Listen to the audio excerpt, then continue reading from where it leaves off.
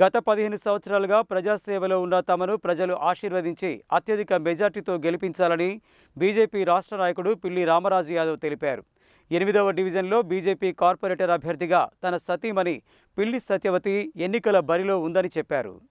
8వ డివిజన్లో BJP corporator అభ్యర్థి పిల్లి సత్యవతి తరపున బీజేపీ రాష్ట్ర నాయకుడు పిల్లి రామరాజు యాదవ్ శుక్రవారం డివిజన్ పరిధిలోని లూయిస్ నగర్, అక్కలాయిగూడెంలో ఎన్నికల ప్రచారం నిర్వహించారు. ఎన్నికల ప్రచారానికి వెళ్లిన పిల్లి సత్యవతి రామరాజు యాదవ్ అక్కడి మహిళలు, యువకులు పెద్ద ఎత్తున స్వాగతం పలికి స్వచ్ఛందంగా తరలివచ్చి ఇంటింటి ప్రచారంలో పాల్గొని పిల్లి సత్యవతికి మద్దతుగా ప్రచారం నిర్వహించారు. ఈ సందర్భంగా బీజేపీ రాష్ట్ర నాయకుడు పిల్లి రామరాజు యాదవ్ మాట్లాడుతూ గతంలో తనతో పాటు తన సతీమణిని కౌన్సిలర్గా ప్రజలు గెలిపించడం జరిగిందని, వారి నమ్మకాన్ని వమ్ము చేయకుండా ఇప్పటి వరకు ప్రజాసేవలో నిమగ్నమై అంకిత భావంతో పనిచేస్తున్నామని చెప్పారు. నల్గొండ కార్పొరేషన్ కావడంతో కేంద్ర నిధులతో అభివృద్ధి జరుగుతుందని చెప్పారు. 8వ డివిజన్ను సమగ్ర అభివృద్ధి చేయాలనే ఉద్దేశంతో ఈ డివిజన్లో పోటీ చేయడం జరుగుతుందని, గత 15 సంవత్సరాలుగా ప్రజాసేవలో ఉన్న తమను ప్రజలు ఆశీర్వదించి బీజేపీ కార్పొరేటర్ అభ్యర్థి పిల్లి సత్యవతి కమలం పువ్వు గుర్తుకు ఓటు వేసి అత్యధిక మెజార్టీతో గెలిపించాలని కోరారు. ఈ కార్యక్రమంలో నాగిళ్ల యాదయ్య, బొడ్డుపల్లి రవి, ఓం ప్రసాద్, తంగిళ్ల విక్రమ్ రెడ్డి, భరత్, ప్రభాకర్,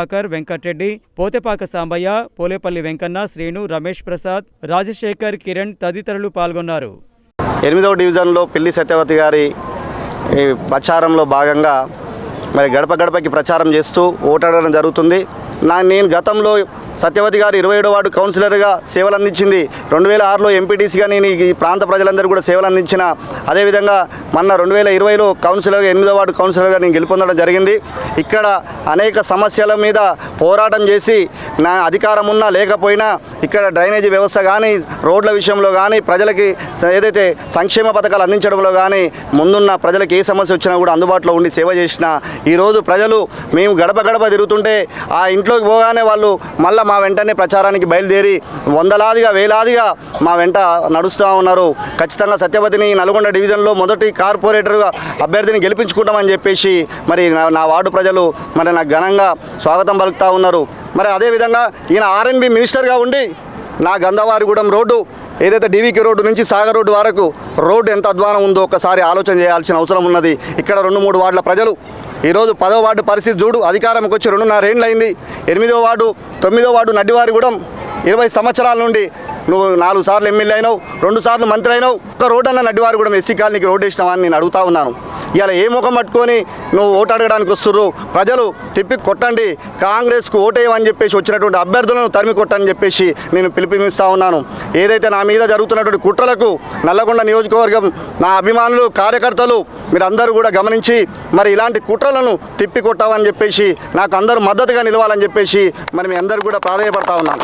నల్గొండ మున్సిపల్ కార్పొరేషన్ ఎన్నికల్లో భాగంగా ఈరోజు 7వ రోజుగా ప్రచారం సాగుతుంది. నరేంద్ర మోడీ ఆధ్వర్యంలో బీజేపీ పార్టీ బలపరిచిన కార్పొరేటర్గా 8వ వార్డు కార్పొరేటర్గా నన్ను ఎన్నుకోవడం జరిగింది. పిల్లి రామరాజు సత్యవతి వాళ్ళని గతంలో 2 సార్లు మామయ్య నా భర్త ఎంపీటీసీగా చేయడం జరిగింది. 2014లో నేను కౌన్సిలర్గా గెలవడం జరిగింది. ఆ తర్వాత 2020లో నా భర్త కౌన్సిలర్గా చేయడం జరిగింది.